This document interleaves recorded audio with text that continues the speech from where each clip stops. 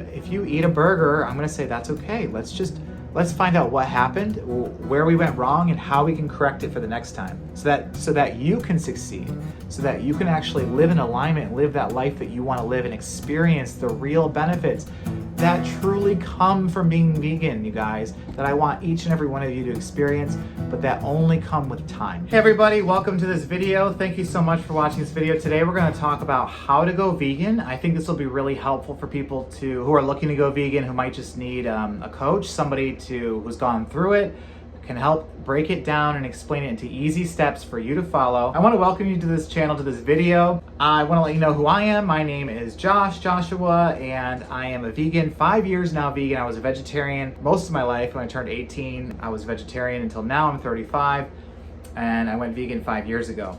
I definitely know a lot. The process, it took me a while to get it down. I have perfected my method, and I wanted to be here to help kind of guide you and explain to you how to do it. You know, I feel like a lot of people need that instruction and that breaking down.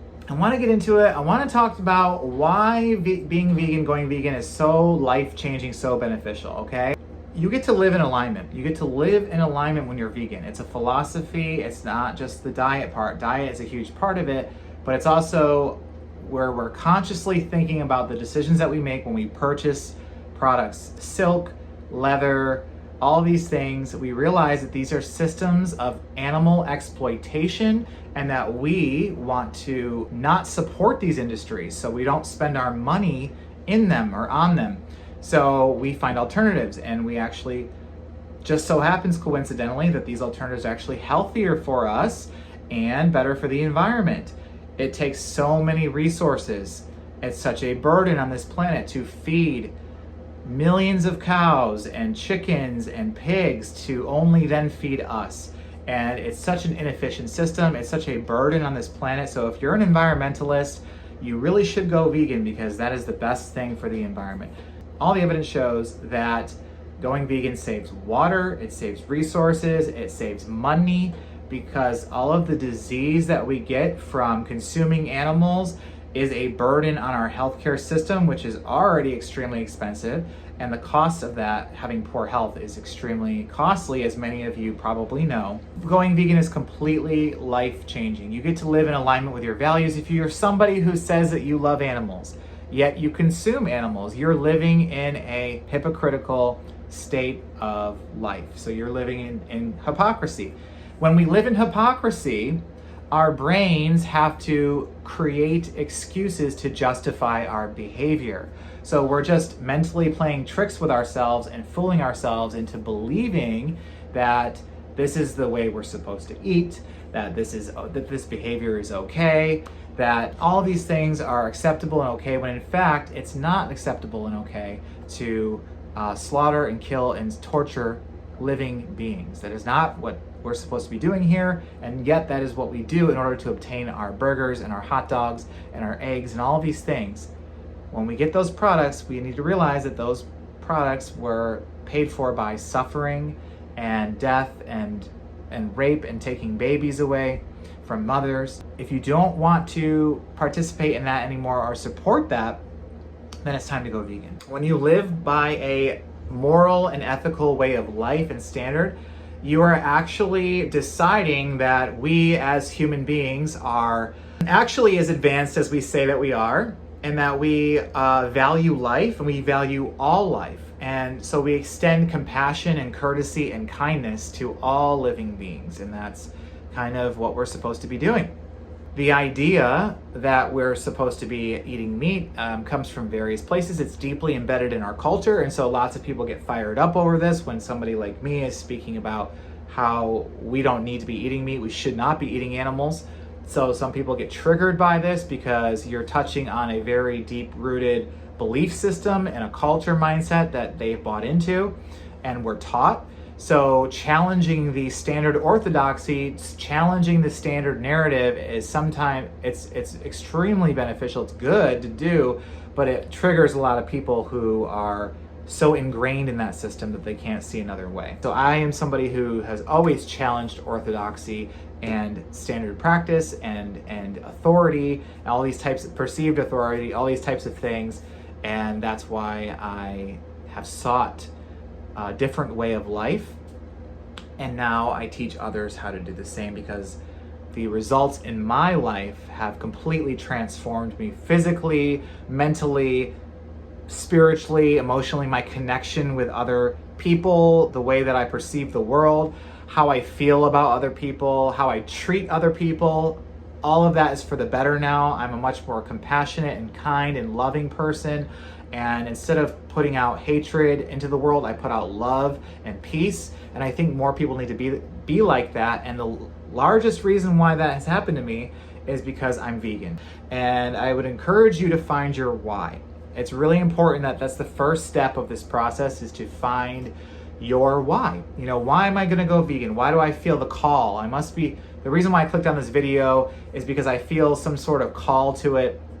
I feel like I've always wanted to go vegan, or I've been interested in seeing other people do it, and I see how it works so well in their life. So how can it work good for me? And you're just maybe looking for somebody to show you the way, to find your why. You know, there are many reasons why, but the main one is the ethical reason, for the animal rights, for the animals who are suffering needlessly, meaning they do not need to die for us to survive.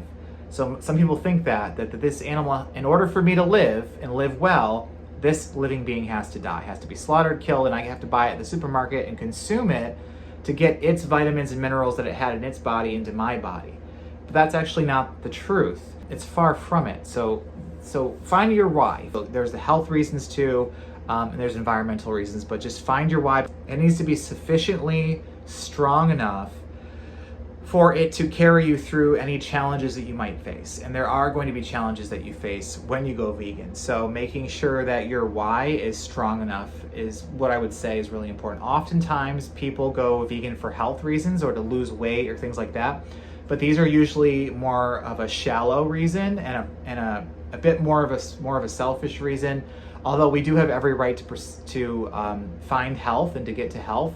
But this reason I find is often not sufficient enough or strong enough to carry somebody vegan for the rest of their lives, okay?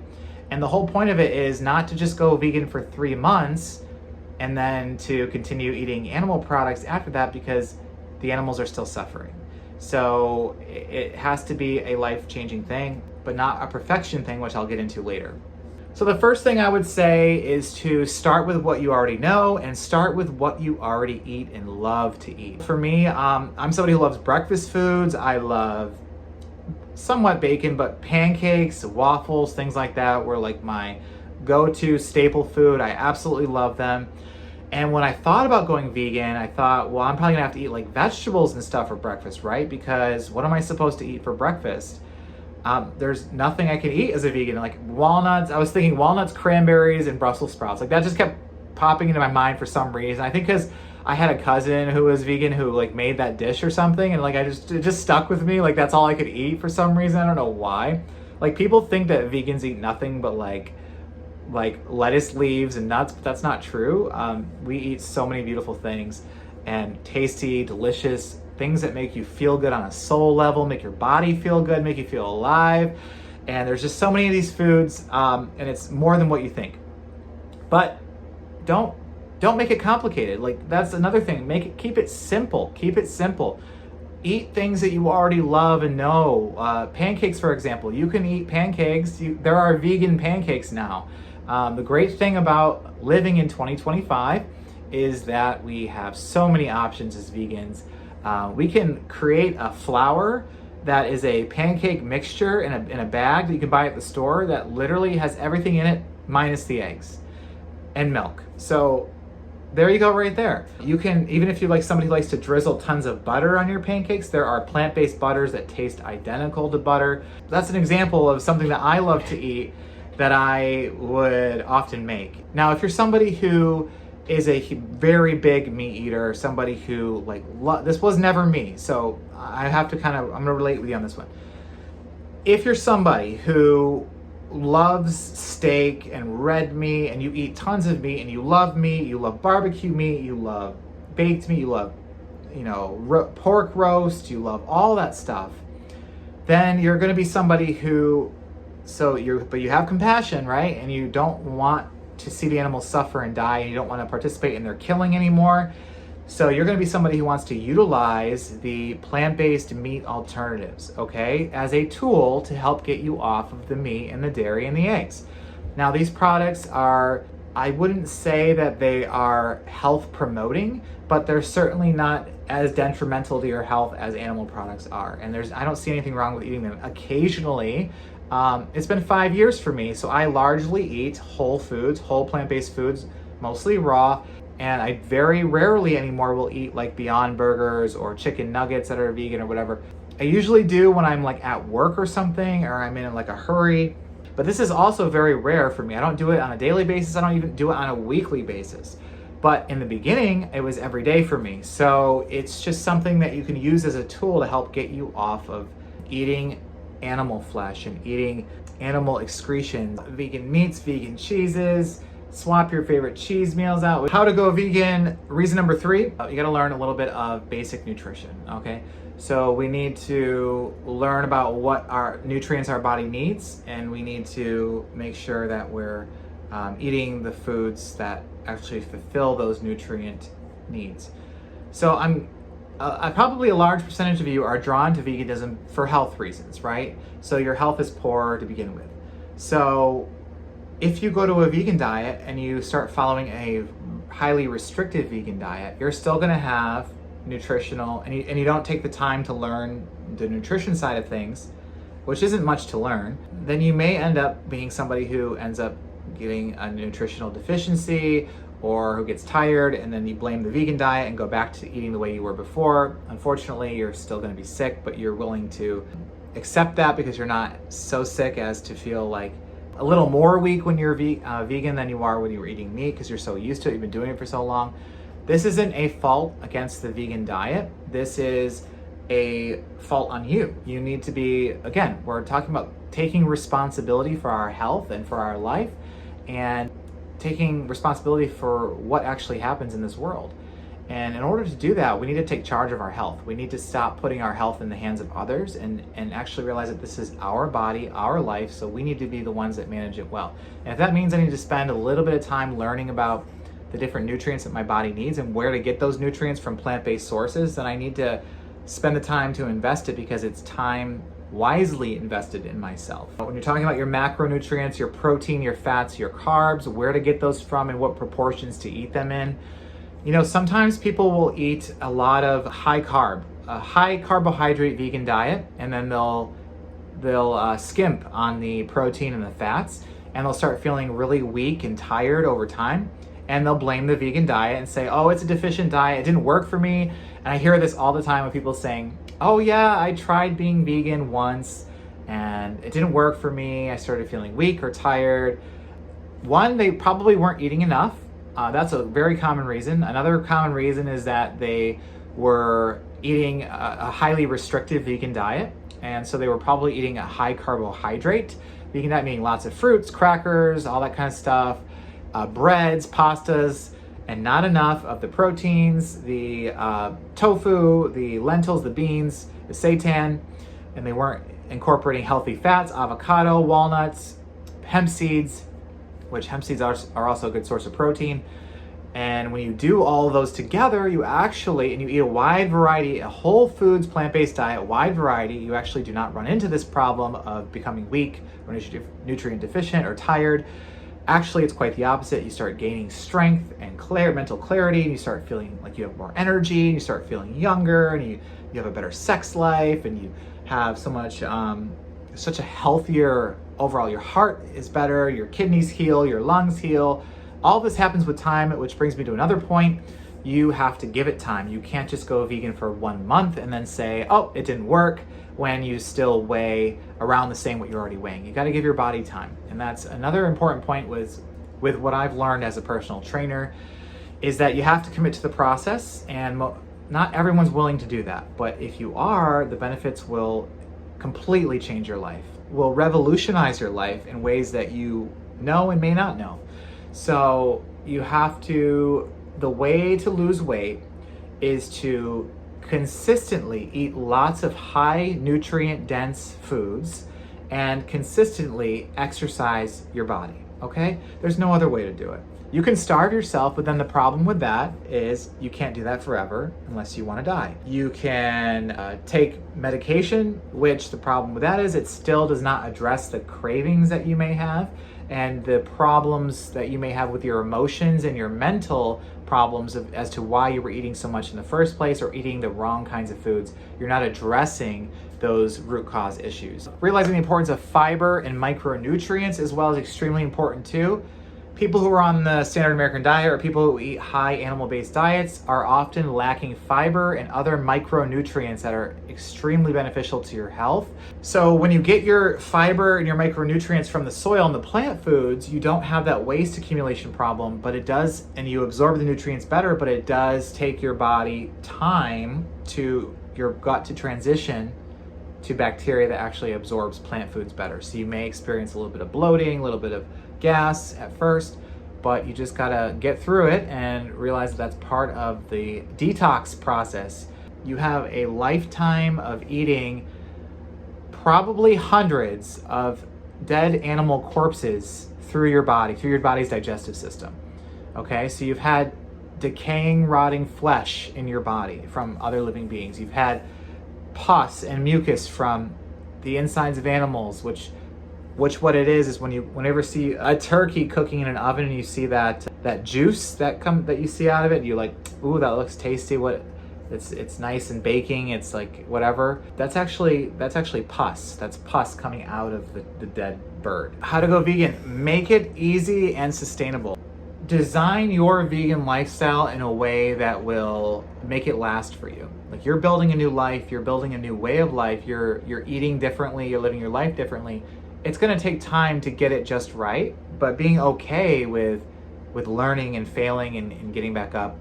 That's why I said your why has to be strong enough, but it's okay to learn in this process, but make it easy, make it simple, don't overcomplicate, and don't try to be a perfectionist, okay? Lots of people will go vegan for various reasons, and they will try highly restrictive vegan diets like raw vegan diets or fruitarian diets, and they're only able to sustain these diets for, I mean, the most I've seen is like 2 weeks, okay? And that doesn't solve the problem. That still creates animal suffering, that still leads to you getting disease, even if you do it for 6 days and then you go back to eating the way you were eating before, all the problems are still there. All you've done is said that you've gone through a detox and that, but you're putting the waste back in your body, so you're not detoxing, you're actually doing the reverse of it. Detoxification is a lifelong process. It's not a 6 day or a week or a 2 week thing. It's a lifelong journey. Healing happens in stages, and these stages can be 6 months to a year or 2 year, and then you have another 2 year period, then a 3 year period, because your body is constantly growing new cells and old cells are dying, but there's trillions of cells in our body, and nature and the body take its time. And that is the way of life and longevity and disease reversal and detoxification.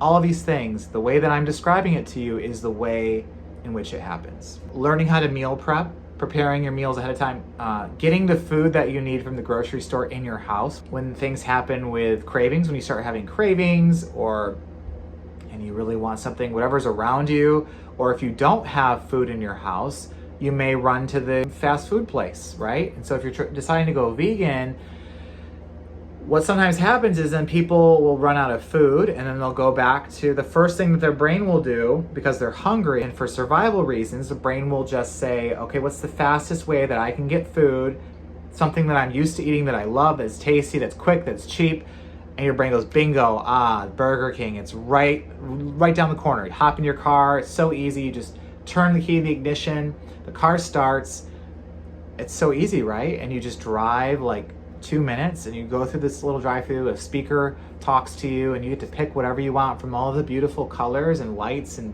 There's so many options. You could just choose, and oh my God, so the pictures, they're so scrumptious and tasty. And then the smell. Oh yeah, this is all by design, by the way, but the smell, and you're like, oh, I remember, and then your brain starts fantasizing and your saliva starts salivating. This is all scientific. These things actually happen. So then what ends up happening is you go through the drive-thru, you open the beautiful sound of that package, and you open it, you eat your burger, you take a bite. You're like, oh my God, I can't believe I ever wanted to go vegan and eat those stupid vegetables. Why would I ever want to do that? And then you forget why you went vegan in the first place, and you forget what that burger actually represents and actually was a living soul that did not want to die, and that was forcibly put into a situation where it was killed in a very inhumane and aggressive way. Then you start justifying, then you say, oh, well, I screwed up anyway, so I might as well not even do it and give up. But that's the thing, is that there's no such thing as perfection. And if that happens to you, that's okay, okay? Nobody is shaming you. I'm not shaming you. If you eat a burger, I'm gonna say that's okay. Let's find out what happened, where we went wrong, and how we can correct it for the next time, so that you can succeed, so that you can actually live in alignment and live that life that you want to live and experience the real benefits that truly come from being vegan, you guys, that I want each and every one of you to experience, but that only come with time. So I want to get you there. Handling cravings and social situations are really tough. That's probably one of the hardest things, is that we cave to pressure. We were eating with friends who often don't understand what we're doing. I would probably say that the people who are the least likely to go vegan are going to be your family and your friends. You could spend all the live long day saying all the things that you learned, how much better it is for your health. Your parents could be very sick. You could want the best for them. And you know in your heart that a plant-based diet would get rid of all of the problems that they have and they would be healthy, but yet they still won't do it. They just won't do it for whatever reason. Some people are just not ready, and that's okay. All I can do is give them the information, but I'm not going to waste my time, because there are so many more people out there in the public space, which is why I'm making this video, that are willing to go vegan, that want to go vegan, that want to learn. So I'm going to spend my time with them, okay? And that's what you got to do, is ignore the people who have the closed minds and start working with the people and helping the people who have open minds. And that's a lesson that I learned over the course of however many years, but 5 years being vegan. I've learned this lesson so many times. I've wasted time on people who already decided that veganism is wrong and it doesn't work. And you can't waste your time with those people, because they've already closed their minds to everything that veganism is. Detox your mindset. It's all in your mind. Everything's in your mind. The way that you believe you're supposed to eat, the foods that you were taught to eat, the food pyramid that you were taught in elementary school, in grade school, that was what you were supposed to be eating. Your mind needs to be open and willing to accept that some of these things have new information has come out and has reversed old information. It's science, it changes. But overcoming your doubts and your limiting beliefs. If you have doubts, severe doubts, those are going to be moments and opportunities for other people in your life, unfortunately, those that won't support you. And by the way, when you find out those people, make sure that you realize who your true friends are by those who are actually supporting you.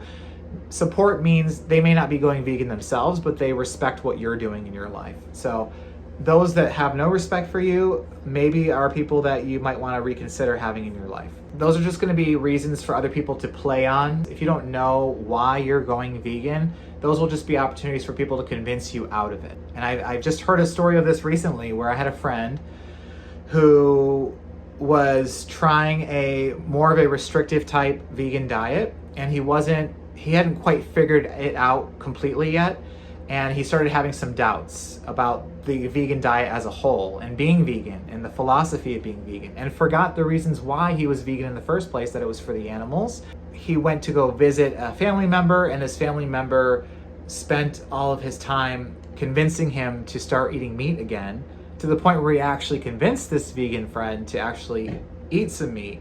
And of course he was disgusted and he felt bad. He did come back to veganism, thank God, but this is an example of, if you're not strong enough in your beliefs and your limiting beliefs, I can't do this, it's not gonna work, nobody else is doing it. You know, these are all just limiting beliefs. You need to take a stand of leadership, and you need to say, no, what I'm doing is the correct and right moral and ethical position to have.